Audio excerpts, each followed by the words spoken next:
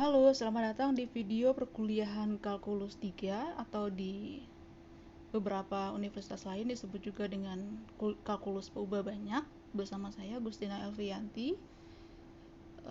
Hari ini adalah pertemuan pertama dan kita akan bahas tentang lengkungan di R2 dan R3. Referensi utama untuk perkuliahan ini adalah buku Kalkulus Peubah Banyak dan Penggunaannya karangan Pawono Setiabudi. Kemudian buku Kalkulus Jilid 2 karangan Pulsel dan kawan-kawan, dan catatan kuliah Kalkulus Peubah Banyak dari Pak Koko Martono. Oke, pertama kita lihat latar belakang untuk bab ini. Pada bagian ini dipelajari gerak suatu partikel di bidang atau ruang dengan menggunakan kalkulus. Dengan mengetahui posisi partikel, kita dapat menghitung kecepatan dan percepatannya. Selain besaran fisik, kalkulus juga dapat digunakan untuk menghitung besaran geometri seperti jari-jari. Ini mungkin pengetahuan yang sudah kalian dapatkan dari zaman kalian sekolah, bahwa letak atau posisi benda pada bidang dapat dinyatakan dengan koordinat x, y. Sedangkan posisi benda bergerak pada bidang dapat dinyatakan dengan koordinat xt, yt, dengan t-nya adalah parameter waktu. Berikutnya kita masuk ke fungsi bernilai vektor di bidang. Ingat lagi definisi fungsi, kalau f itu adalah suatu fungsi dari a ke b, maka f itu adalah suatu aturan yang mengaitkan setiap unsur di a ke tepat satu unsur di b. Nah, sekarang kalau a-nya itu kita ganti dengan i, yaitu suatu interval di R, dan b-nya kita ganti dengan R2, yaitu ruang berdimensi 2 yang entry-entry-nya berupa bilangan real, maka fungsi tersebut disebut dengan fungsi bernilai vektor di bidang. Fungsi bernilai vektor di bidang juga dapat ditulis dalam bentuk seperti ini, yaitu f pemetaan dari i ke R2 dengan ft sama dengan f1t, f2t. Fungsi ini disebut dengan lengkungan atau kurva di bidang jika f1 dan f2 keduanya adalah fungsi bernilai real. Dan F1 dan F2 itu kita sebut sebagai fungsi komponen. Lengkungan Ft juga dapat ditulis dalam bentuk Ft sama dengan F1i ditambah F2tj. Dengan I dan J adalah vektor basis untuk R2. Ingat lagi perkuliahan aljabar linear elementer pada semester 2. Kalian belajar tentang ruang vektor, dan contoh ruang vektor itu diantaranya adalah R2 dan R3. Karena R2 adalah ruang vektor berdimensi 2. Berdimensi 2 artinya dia punya basis atau himpunan yang menjadi basisnya terdiri dari dua unsur.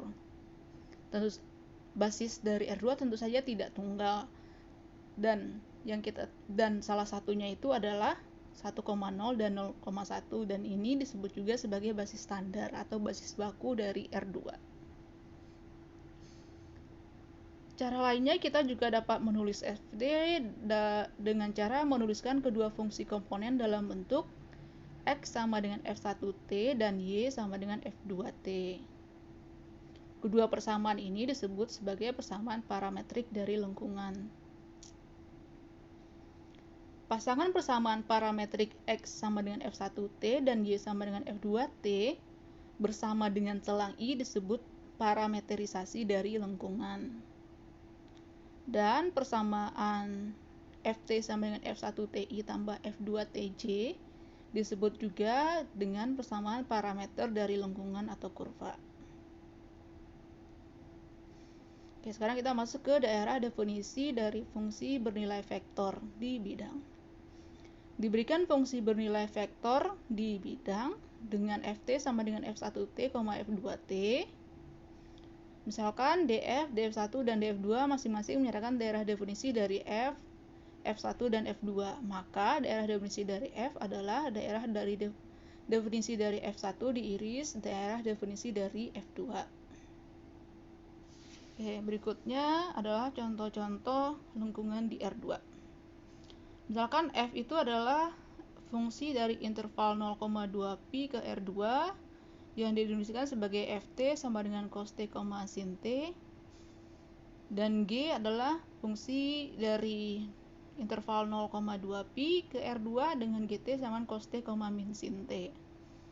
Maka daerah hasil dari kedua fungsi ini adalah sama, yaitu lingkaran berjari-jari satu yang berpusat di titik 0,0.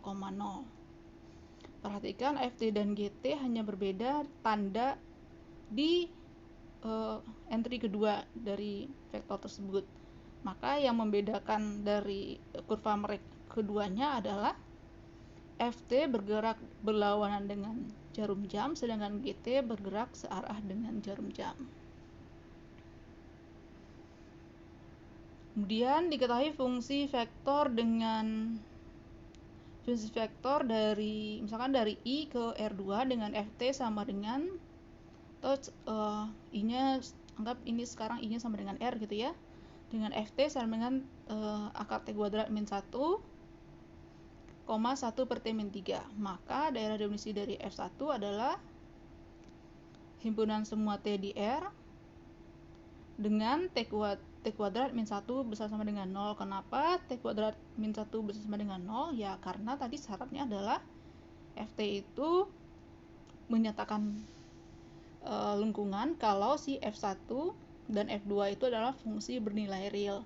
Fungsi bernilai real berarti dia terdefinisi di real nilai fungsinya. Berarti agar akar T kuadrat min 1 terdefinisi di R, maka haruslah T kuadrat min 1 itu bersama dengan 0. Berarti daerah definisi dari F1 adalah himpunan semua T di R dengan T-nya kecil sama dengan min 1 atau T-nya besar sama 1. Nah, berikutnya agar si F2 terdefinisi di R, maka T min 3 tidak boleh sama dengan 0. Berarti T-nya tidak sama dengan 3. Jadi kita punya daerah definisi dari F itu adalah himpunan semua T di R dengan T kecil sama dengan min 1 atau T-nya besar sama 1 dan kecil dari 3 atau T-nya besar dari 3. Oke, berikutnya diketahui vektor A 1,2 dan B min 1,2. Tugasnya adalah gambarkan fungsi vektor dari Ft yang didefinisikan sebagai A plus TB. Oke, berarti Ft sama dengan kita ganti A dan B-nya dengan 1,2 dan B dengan min 1,2. Berarti Ft sama 1,2 ditambah T dikali min 1,2. Di ALE kalian sudah belajar bagaimana menjumlahkan dua buah vektor di R2 dan mengalihkan suatu vektor dengan skalar. Maka Ft jadinya adalah 1 min T, 2T plus 2. Dan kurvanya adalah garis yang berwarna merah. Oke, analog dengan lengkungan di bidang, letak atau posisi benda pada ruang dapat dinyatakan dengan koordinat X, Y, Z. Sedangkan posisi benda bergerak dapat di ruang dapat dinyatakan dengan koordinat Xt, Yt, Zt dengan T-nya parameter waktu. Nah, analog juga dengan yang tadi. Kalau di bidang daerah kodomennya adalah R2, sekarang daerah kodomennya adalah R3. Ini analog juga dengan yang tadi. Karena tadi R2 fungsi komponennya cuma sampai F2, sekarang fungsi komponennya sampai dengan F3. Masih analog dengan yang tadi, berarti karena sekarang karena kodomennya adalah R3, berarti Ft itu dibangun oleh 3 buah vektor basis di R3. Dan basis standar di R3 itu ada I, JK dengan I sama dengan 100, J010 dan K001. Dan kayak yang tadi juga kita bisa menuliskan ketiga fungsi komponen dalam bentuk X sama dengan F1T, Y sama dengan F2T, dan Z sama dengan F3T. Dan ketiganya ini disebut sebagai persamaan parametrik. Dan ketiga persamaan parametrik ini bersama dengan celang I disebut parametrisasi dari lengkungan di R3. Dan persamaan 5 kita sebut sebagai persamaan parameter dari lengkungan atau kurva di R3. Nah, analog dengan yang tadi, kalau kita punya fungsi f adalah fungsi bernilai vektor di R3, dan misalkan df, df1, df2, dan df3 masing-masing menyerahkan daerah definisi dari f, f1, f2, dan f3, maka df sama dengan df1 iris df2 diiris df3. Contohnya, misalkan diberikan fungsi vektor dari T ke R3 dengan T-nya adalah interval 0 sampai 2pi dan Ft didefinisikan sebagai cos T, sin T, 0. Oke, kalau kita tutup 0-nya berarti kalau cuman cos T dan sin T, kita pandang cuman cos T, sin T, maka itu adalah kayak yang contoh di lengkungan di bidang tadi, ini berupa daerah hasilnya adalah berupa lingkaran. Nah, yang ini juga daerah hasilnya adalah lingkaran berjari-jari satu yang berpusat di titik 0,0,0 yang berada di bidang Z. Z-nya ada di titik 0.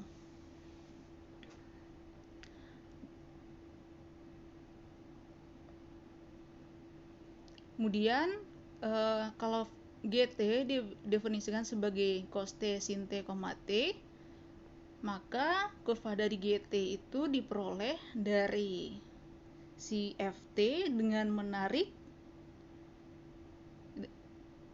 sebesar T untuk setiap dengan titik cos T, sin T ditarik sebesar T besar dari 0 ke atas. Dan kurvanya berbentuk helix atau spiral. Sekarang kalau GT itu fungsinya cos T, sin T, sin T, cos 2T, berarti ini diperoleh dari kurva cos T, sin T yang ditarik sebesar cos 2T ke atas. Lihat bedanya ya, kalau yang tadi berupa ini spiral, kalau ini ya kayak begitulah.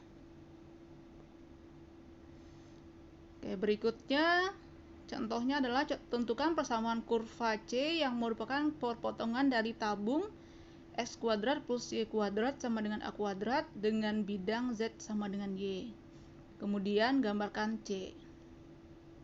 Oke, solusinya karena persamaan kurva harus memenuhi X kuadrat plus Y kuadrat sama dengan A kuadrat, kita misalkan X sama dengan A cos T, Y sama dengan A sin T dengan A-nya besar dari 0.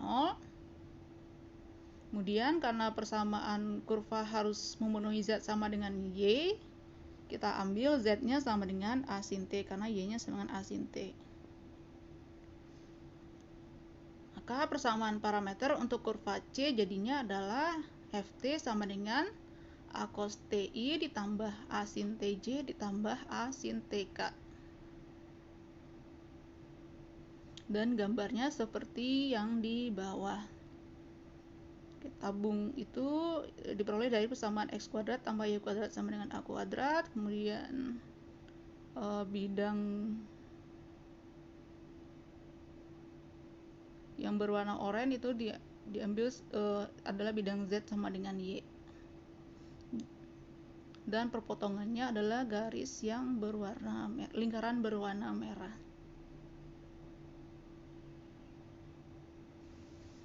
Oke, berikutnya kita masuk ke operasi fungsi bernilai vektor.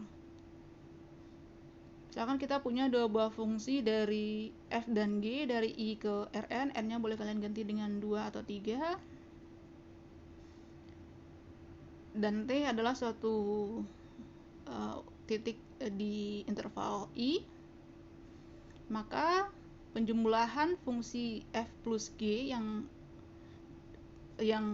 terhadap T didefinisikan sebagai Ft plus Gt. Dan F min Gt didefinisikan sebagai Ft min Gt. Apa sih bedanya yang di sebelah kiri sama dengan yang di sebelah kanan sama dengan? Yang di sebelah kiri fungsinya yang dijumlahkan dulu, sedangkan yang di sebelah kanan nilai fungsinya yang dijumlahkan. Kemudian perkalian dengan skalar Kf dikaitkan dengan T, jadinya adalah K dikali Ft. Kemudian kalau kita mengalihkan dua fungsi F kali G, kemudian kita kaitkan dengan T, maka hasilnya adalah Ft dikali Gt.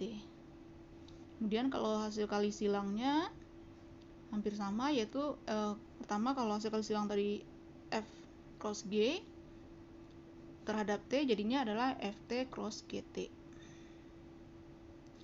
Oke, demikian materi video tentang lengkungan di R2 dan R3. Sampai ketemu lagi pada video berikutnya. Silakan kalian kerjakan latihan-latihan di buku utamanya yang dari referensi yang terkait dengan materi ini.